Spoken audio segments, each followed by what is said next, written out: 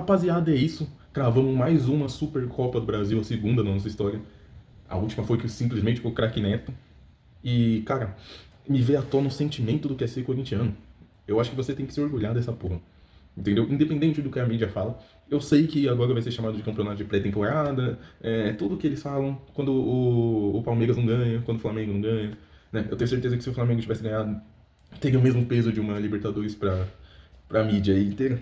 Mas você tem que se orgulhar. O Corinthians é uma coisa ímpar no futebol, é uma coisa muito diferente. E eu acho que isso vai além do esporte, mano. Eu acho que isso tá. Outra coisa. E a gente vai comentar sobre isso. Sobre o que não faz sentido dentro do Corinthians, do Esporte Clube Corinthians Paulista. O que não faz sentido pro bem e pro mal. Então, eu acho que o fato da gente ter ido pra Brasília, calado a maior torcida do Brasil, já é um ponto. Já é um ponto, mas não é só isso. Torcidas fortes existem pelo mundo, nenhuma como a do Corinthians, com certeza, mas não é algo anormal.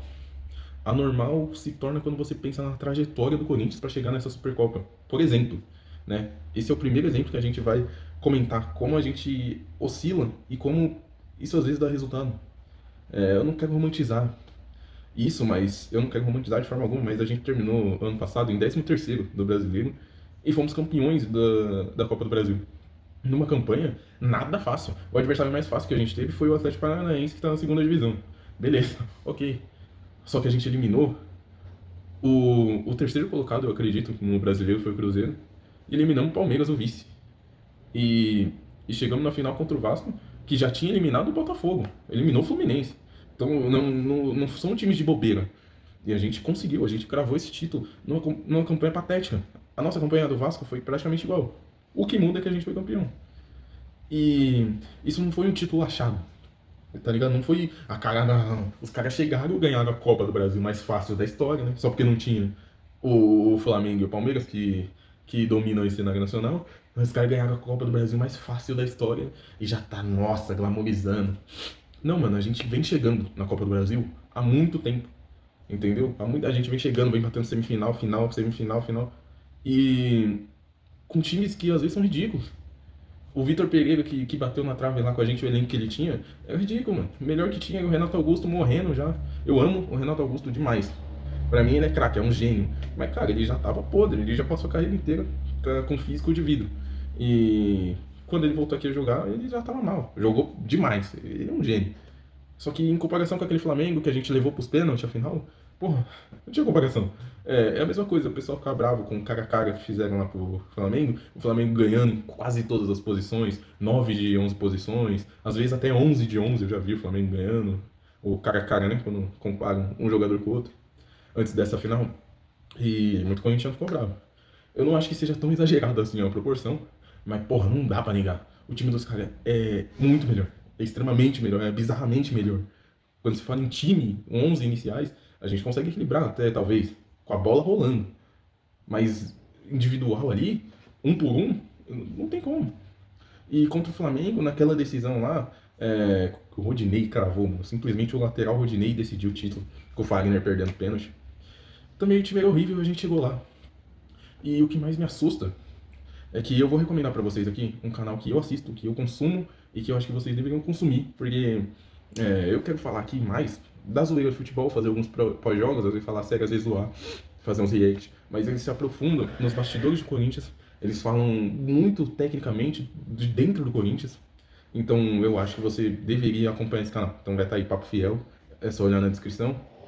E ele trouxe um dado ali nas lives dele, interessante, quando eu tava assistindo, que o Corinthians começou a ser vitorioso. Começou não, teve uma fase vitoriosa extremamente, enquanto a dívida estava crescendo. Uma bola de neve gigante, que hoje está perto dos 3 bilhões, a cada ano crescia, enquanto o Corinthians ganhava títulos, empilhava títulos.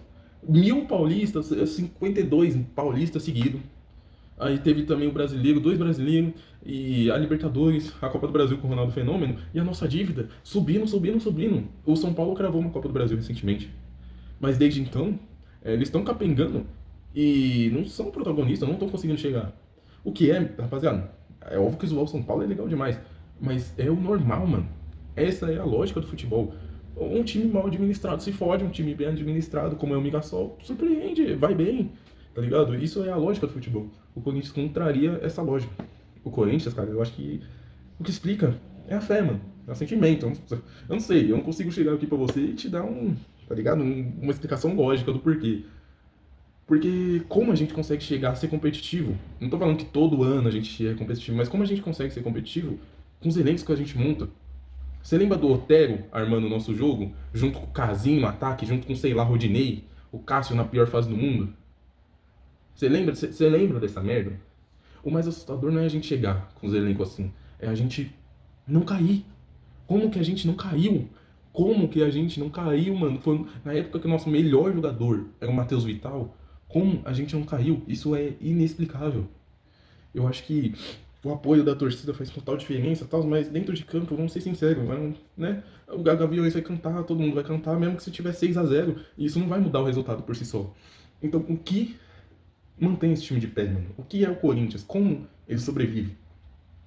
É...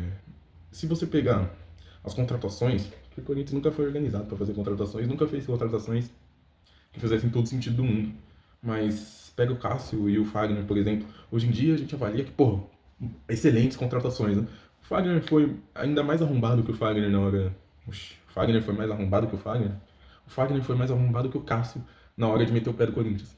Mas a gente não dá pra negar o desempenho que ele teve, né? Se não fosse tão cuzão, seria um ídolo aí do Corinthians. Então, hoje a gente avalia bem essas contratações, mas os caras eram a terceira reserva do PSV, mano.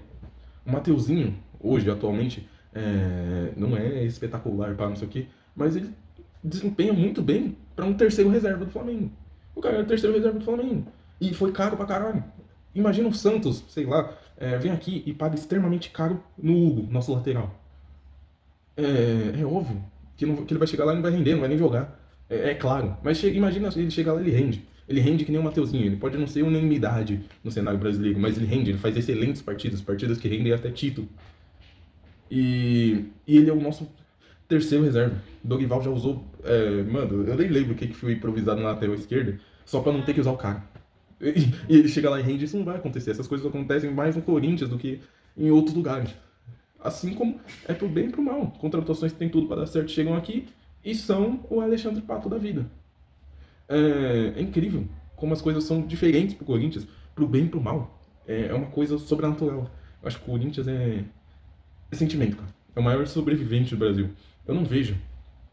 Eu acho que é pelo quanto arrecada, talvez, pela força realmente da torcida, pela força da marca. Mas eu não vejo outro time. Eu não vejo, vamos citar, não sei, o Bahia, o próprio, sei lá, o Fluminense, o Vasco sendo tão sucateado. Tão, mas tão, porque o Corinthians é o time mais fodido da América do Sul, beleza? Financeiramente falando, administrativamente falando, é o time mais fodido do Brasil, da América Latina. Eu não vejo um Vasco nessa situação e se recuperando e sobrevivendo. Tá ligado? O Vasco já caiu 4 vezes. Eu acho que se estivesse na mesma situação do Corinthians, era papo de 7 vezes. O próprio Flamengo, não vejo. Talvez o Flamengo tivesse potencial, mas nem acho. O Palmeiras, então, nem acho que se estivesse devendo 2 bilhões de dívida, não ia se fuder, entendeu? Não ia, pô, mesmo que o Corinthians consiga negociar suas dívidas e não pagar e ir jogando com a barriga, eu acho que mesmo assim, o Corinthians sofreria e cairia. Se fosse um time normal, se fosse um time que segue as regras da lógica, mas não é. O time é o maior sobrevivente do Brasil. Eu acho que a gente tem que estar orgulhoso. A gente não pode ignorar os problemas. Eu volto a dizer, não vou romantizar nada disso. A péssima gestão, né? Não é porque o Fagner e o Cássio deram certo que você vai ter que ir lá na Holanda de novo buscar o terceiro goleiro só pra ver se repete. Não. Não é romantizar, mas é algo incrível.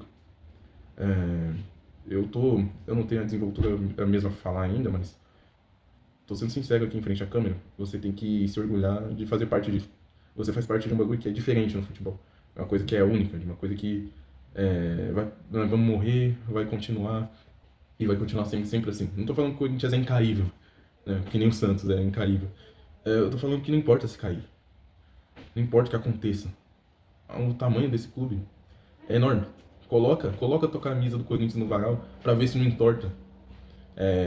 Eu realmente acho que Deus é fiel.